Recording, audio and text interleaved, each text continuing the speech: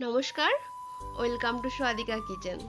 সোয়াদিকা কিচেনে আবারও একটি নতুন ভিডিও দেখার জন্য আপনাদের সবাইকে স্বাগত জানাই। আশা রাখছি আপনাদের ভালো লাগবে। আজ আমি বানিয়ে দেখাবো হোলি স্পেশাল মাটন কারি। তবে চলুন দেখে নেওয়া যাক।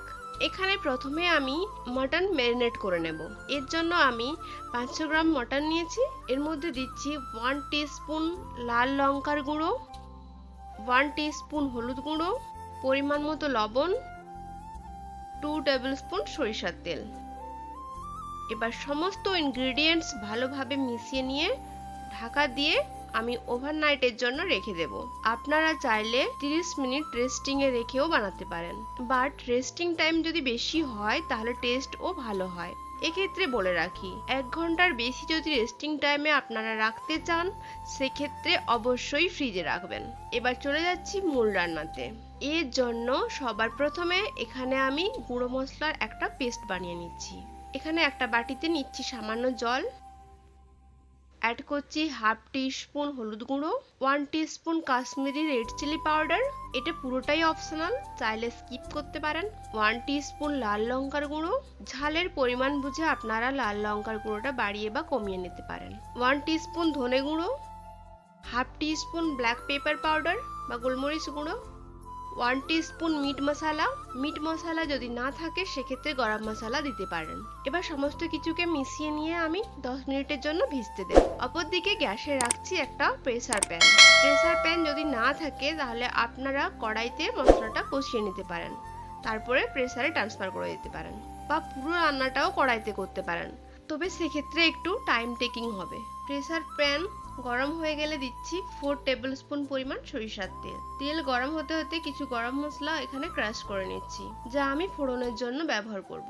এখানে থাকছে একটা বড় দারচিনির স্টিক, 3টে ছোট এলাচ, 3টি লবঙ্গ, 1 টিস্পুন গোলমরিচ, একটা বড় এলাচ। সমস্ত কিছুকে আমি ক্রাশ করে নিচ্ছি। এদিকে তেল গরম হলে দিচ্ছি শুকনো লঙ্কা ও তেজপাতা। 10 সেকেন্ড মতো ভাজা হয়ে গেলে দিচ্ছি ক্রাশ করে রাখা সেই গরম মশলা।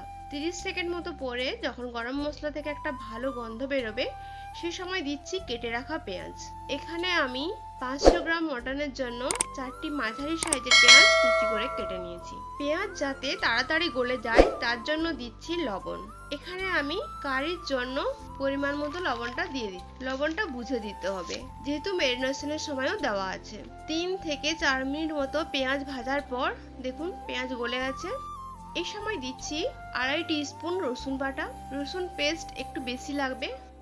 রসুন 1 মিনিট মতো ভাজার পর দিচ্ছি 1.5 টিস্পুন আদা বাটা। আদা, রসুন, পেঁয়াজ ভালোভাবে ভাজা হলে দিচ্ছি টমেটো পেস্ট। এখানে আমি 2টো মাঝারি সাইজের টমেটো মিক্সিতে পেস্ট বানিয়ে নিয়েছি। এই সময় ফ্লেম মিডিয়াম টু হাইতে থাকবে। সমস্ত মশলা আমি ভালোভাবে কষাতে থাকবো। মশলার গা থেকে যখন তেল ছেড়ে দেবে সেই সময় দিচ্ছি বানিয়ে রাখা সেই গুঁড়ো মশলার পেস্ট। এবার সমস্ত কিছুকে সময় নিয়ে ভালোভাবে কষিয়ে নিতে হবে। মশলা কষানোর উপরেই কিন্তু মাটন কারির টেস্ট নির্ভর করে। দেখুন মশলা কষানো হয়ে গেছে, সাইড থেকে তেলও ছেড়ে দিচ্ছে। এই সময় দিচ্ছি ম্যারিনেট করে রাখা সেই মাটন।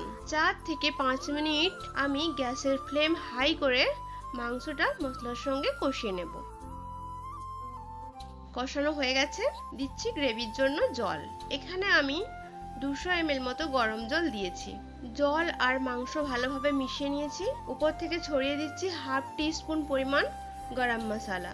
গরম মশলা দেওয়ার পর প্রেসার প্যানের ঢাকা দিয়ে গ্যাসের ফ্লেমকে আমি লো টু মিডিয়াম করে দিচ্ছি এবং অপেক্ষা করছি সিটি আসা পর্যন্ত।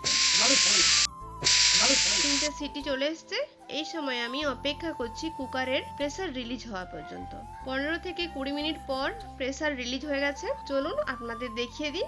আমার ভিডিও যদি আপনাদের একটুও কাজে এসে থাকে তাহলে প্লিজ আমার চ্যানেলটা সাবস্ক্রাইব করে নেবেন। পাশে থাকা বেল আইকনের অল অপশনটাও প্রেস করতে পারেন। মাটন কারি একেবারে রেডি। এবার আমি একটা সার্ভিং বাউলে সার্ভ করে নিচ্ছি। আপনাদেরও বাড়িতে বানিয়ে দেখার অনুরোধ রইল। আশা রাখছি হতাশ হবেন না। Thank you.